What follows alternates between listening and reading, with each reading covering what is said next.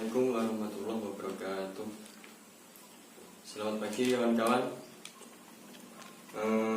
Hari ini kita akan belajar fikih mengenai materi kafaroh. Sebelum kita masuk dalam materi, mari kita mulai pelajaran pada pagi hari ini dengan bacaan Al-Fatihah. Bismillahirrahmanirrahim. Alhamdulillahirabbil alamin. Ar-Rahmanir-Rahim. Maliki yaumiddin. Iyyaka na'budu wa iyyaka nasta'in. Ihdinas siratal mustaqim. Siratal ladzina an'amta 'alaihim ghairil maghdubi 'alaihim waladdallin. Rabbighfirli wal walidayya amin. Baik. Kemarin kita sudah membahas tentang jinayah, qisas dan diyat. Mungkin ada yang masih ingat tentang jinayah. Nah, jinayah ini adalah hukum fikih yang membahas tentang kriminal yang meliputi kasus yang mencederai atau melukai orang lain baik fisik maupun batin. Nah, jadi kafaroh ini juga termasuk dalam salah satu konsekuensi dari akibat dilanggarnya hukum jinayah. Setelah qisas, diyat, lalu kafaroh atau kafarat. Nah, baik, sebelum kita mempelajari materi ini, diharapkan setelah mempelajari nanti siswa dapat menjelaskan tentang kafaroh, lalu menjelaskan macam-macam kafaroh dan menjelaskan hikmah dari kafaroh. Mungkin ada yang sudah tahu apa itu kafaroh. Nah, kafaroh itu adalah denda yang harus dibayar karena melanggar larangan Allah atau melanggar janji. Nah, ini juga termasuk konsekuensi dari bentuk dilanggarnya hukum jinayah, yaitu kafaroh, dengan harus membayar denda kepada si korban. Kafaroh itu dibagi menjadi 5. Yang pertama yaitu kafaroh pembunuhan.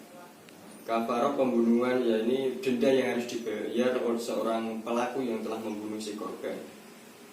Nah, tentu kafaroh ini tidak bisa jatuh langsung begitu saja, tetap melalui hukum qisas. Kalau qisas tidak jatuh lalu terjadi ke konsekuensi yang berupa diyat, lalu baru ditentukan dengan konsekuensi yang terakhir yaitu bayar kafaroh. Ini kafaroh dari pelaku pembunuhan adalah yang pertama itu memerdekakan budak. Nah, berhubung di zaman sekarang itu budak sudah tidak ada, mungkin sudah tidak bisa lagi. Lalu jika tidak bisa memerdekakan budak, lalu opsi yang kedua yang harus dibayar oleh si pelaku pembunuhan adalah puasa 60 hari berturut-turut. Jadi si pelaku tadi harus membayar denda dengan puasa selama 60 hari atau 2 bulan berturut-turut. Berturut-turut ini artinya tidak boleh di tengah-tengah pelaksanaan dendanya ini ada yang bolong. Kalau ada yang bolong ya tidak sah, harus memulai lagi dari yang pertama. Lalu yang kedua yaitu kafaroh zihar. Yaitu kafaroh yang seorang suami yang menyamakan istrinya dengan ibunya. Contohnya begini, punggungmu itu seperti punggung ibuku. Nah, suami itu berbicara seperti itu kepada istrinya. Nah, itu tidak boleh. Lalu denda yang harus dibayar seseorang yang melanggar dihar yaitu memerdekakan budak. Lalu kalau tidak bisa memerdekakan budak, puasa 60 hari berturut-turut, atau jika masih tidak sanggup puasa selama 60 hari berturut-turut, kemudian diberi opsi yang terakhir yaitu memberi makan 60 orang fakir miskin. Nah, seperti itu. Tetap dalam Islam itu walaupun orang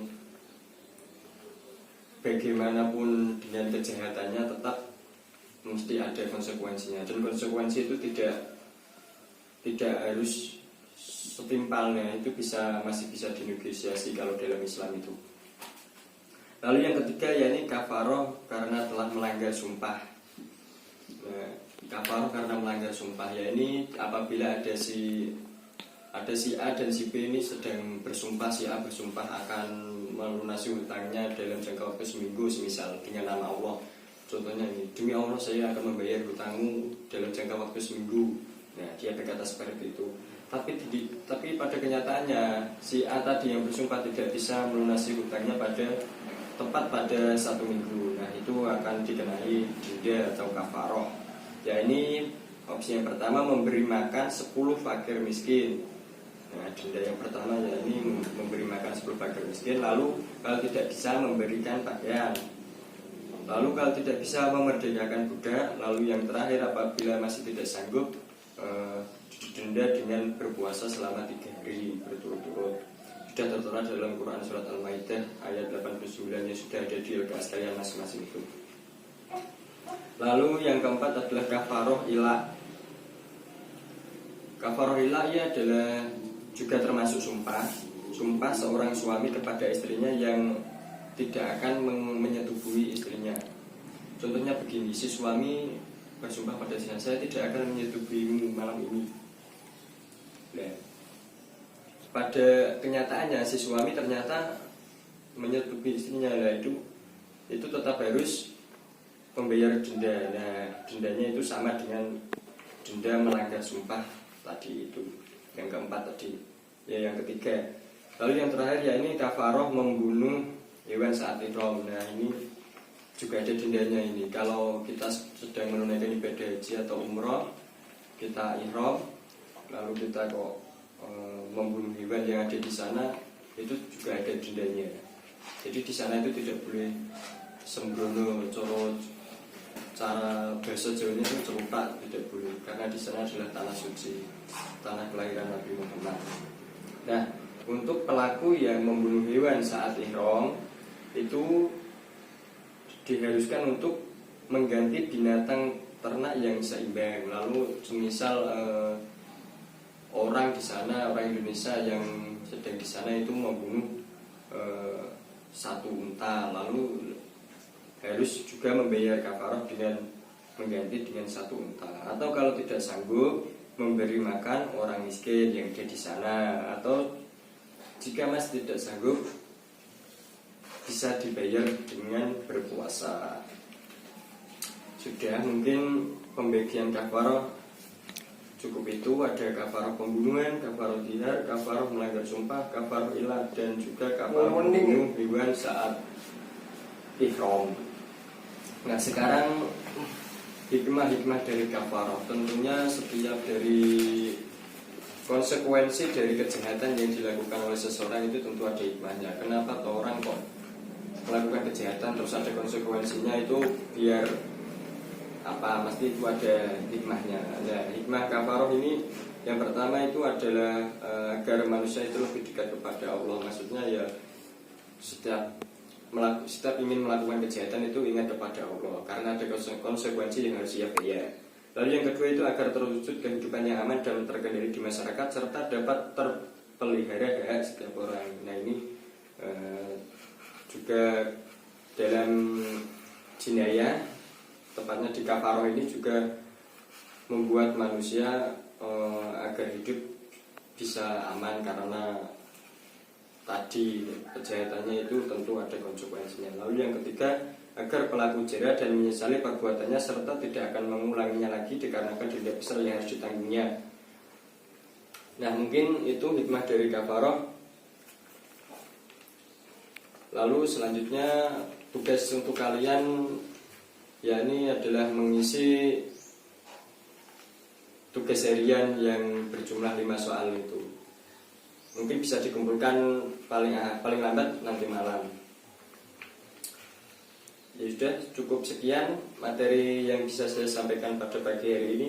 Mungkin ada yang bisa ditanyakan, bisa chat di grup WhatsApp atau Japri. Cukup sekian, wallahul muwaffiq ila aqwamit thoriq. Wassalamualaikum warahmatullahi wabarakatuh.